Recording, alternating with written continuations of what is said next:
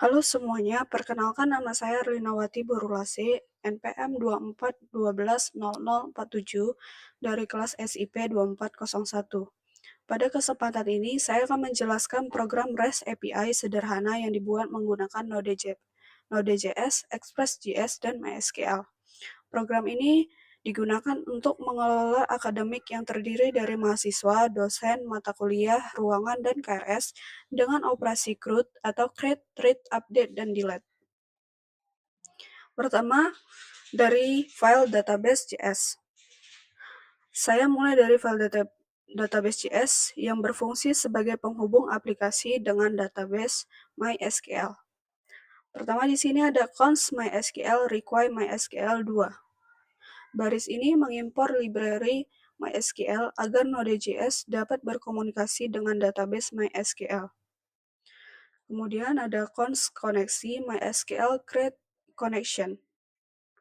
Kode ini membuat koneksi database dengan beberapa konfigurasi, yaitu host menunjukkan lokasi database yaitu localhost, database adalah nama database yang digunakan, user menggunakan root, password dikosongkan karena database lokal belum menggunakan password.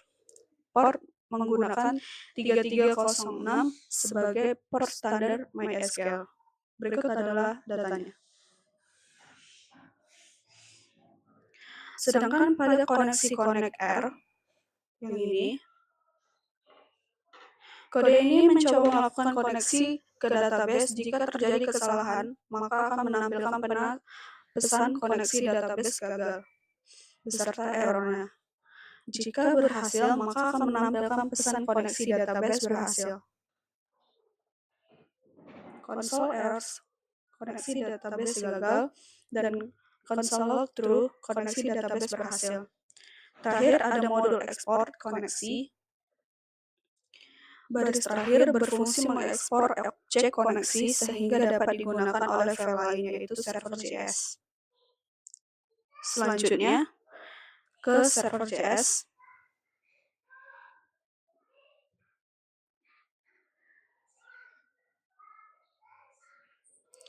Pada const express require express mengimpor framework Express untuk membuat REST API.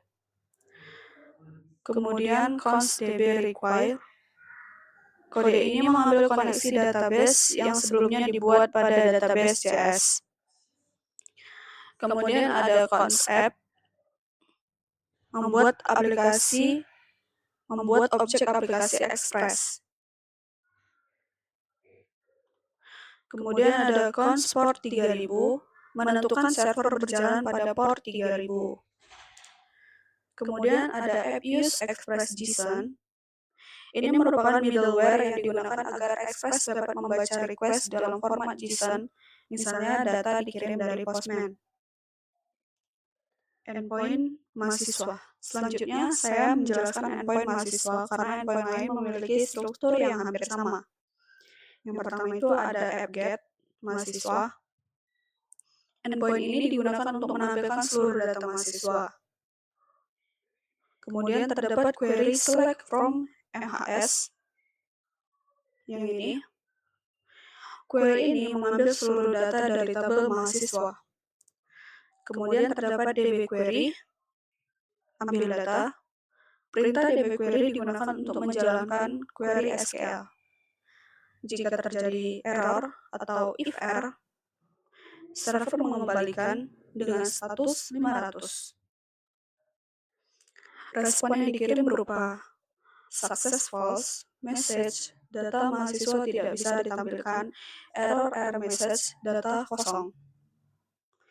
Jika query berhasil, statusnya adalah 200. Yang berisi success true, message berhasil menampilkan data mahasiswa, hasil data. Jadi alur get adalah client express, query select, database, response JSON. Pada post mahasiswa, yang ini, endpoint ini digunakan untuk menambahkan data mahasiswa. Pertama, ada const npm data NPM, nama jurusan. Mengambil data yang dikirim dari Postman. Kemudian dijalankan query insert into mahasiswa, yang ini. Kemudian parameter values dengan tanda tanya digunakan sebagai parameter agar query lebih aman dari SQL injection, yang ini. Jika berhasil, maka server mengirim status 201, yang ini. Dan jika tidak berhasil, maka hasilnya itu adalah 500. Sedangkan untuk put,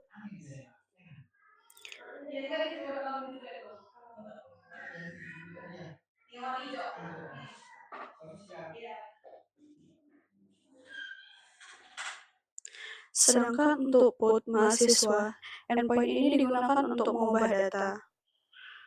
ID diambil dari rec param ID, ini. Sedangkan data baru berasal dari rec body. Kemudian menjalankan query dengan update mahasiswa set where ID, yang ini. Apabila affection row sama dengan 0, ini if hasil affection row, berarti data dengan ID tersebut tidak ditemukan sehingga server mengirim status 404. Jika berhasil, maka server mengirim status 200. Delete mahasiswa.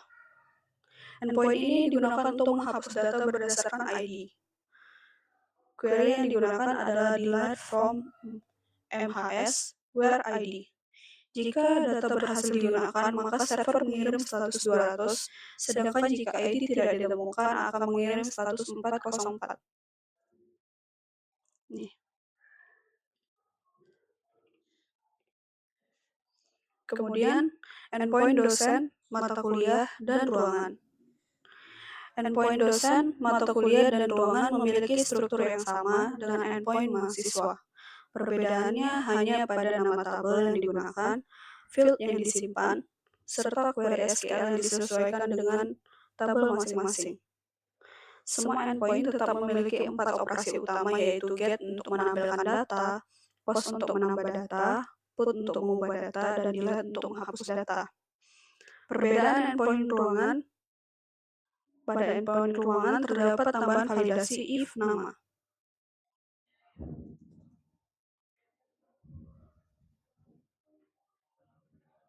Di sini, validasinya. Artinya, field nama ruangan wajib diisi. Jika kosong, maka server langsung mengembalikan status 400 atau bad request tanpa menjalankan query ke database. Endpoint KRS.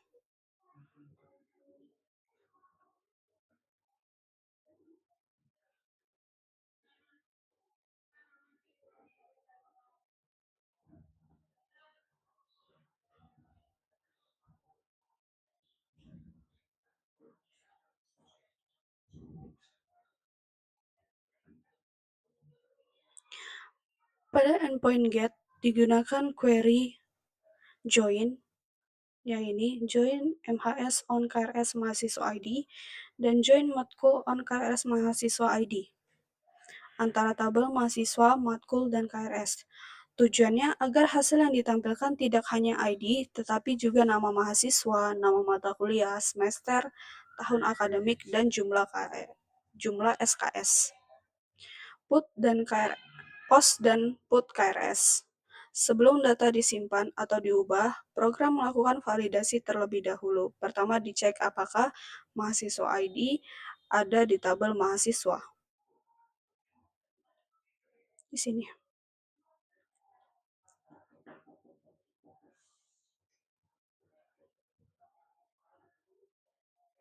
Ceknya mahasiswa ID. Kemudian di putnya juga dicek mahasiswa ID-nya. Kemudian dicek apakah matkul ID ada di tabel mata kuliah. Ini.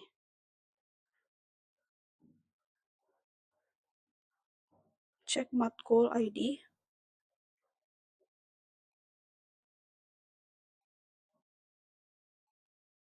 Jika salah satu tidak ditemukan pada proses insert atau update, dibatalkan, dan server mengirim pesan bahwa data tidak ditemukan.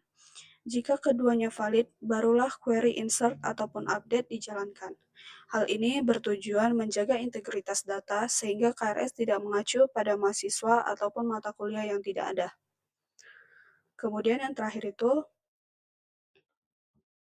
ada app listen port. Kode ini digunakan untuk menjalankan server pada port 3000, kemudian terdapat console log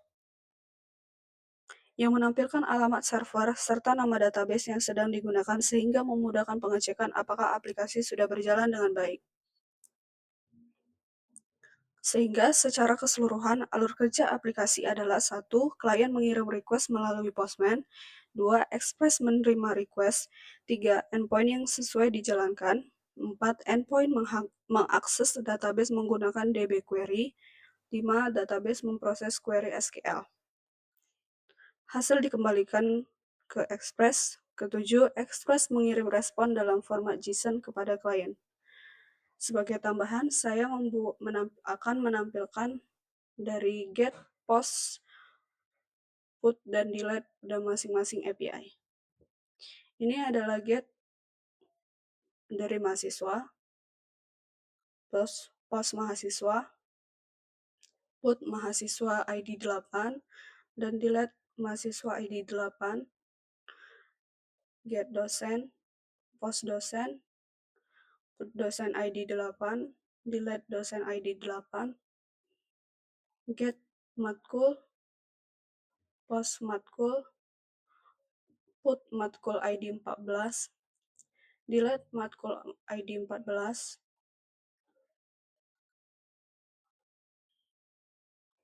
get ruangan, post ruangan,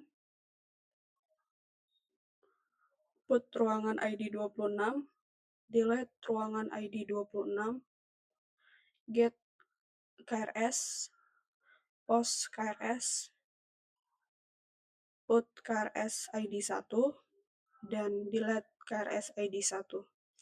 Sekian penjelasan dari saya mengenai program yang telah saya buat. Saya menyadari masih banyak kekurangan dalam penjelasan, tapi saya harap dapat sedikit membantu teman-teman dalam memahami konsep REST API sederhana ini. Akhir kata, saya mengucapkan terima kasih kepada Bapak Saidi Siregar selaku dosen pengampu pada mata kuliah Data Warehouse yang telah membimbing saya pada semester 4. Sekian, terima kasih.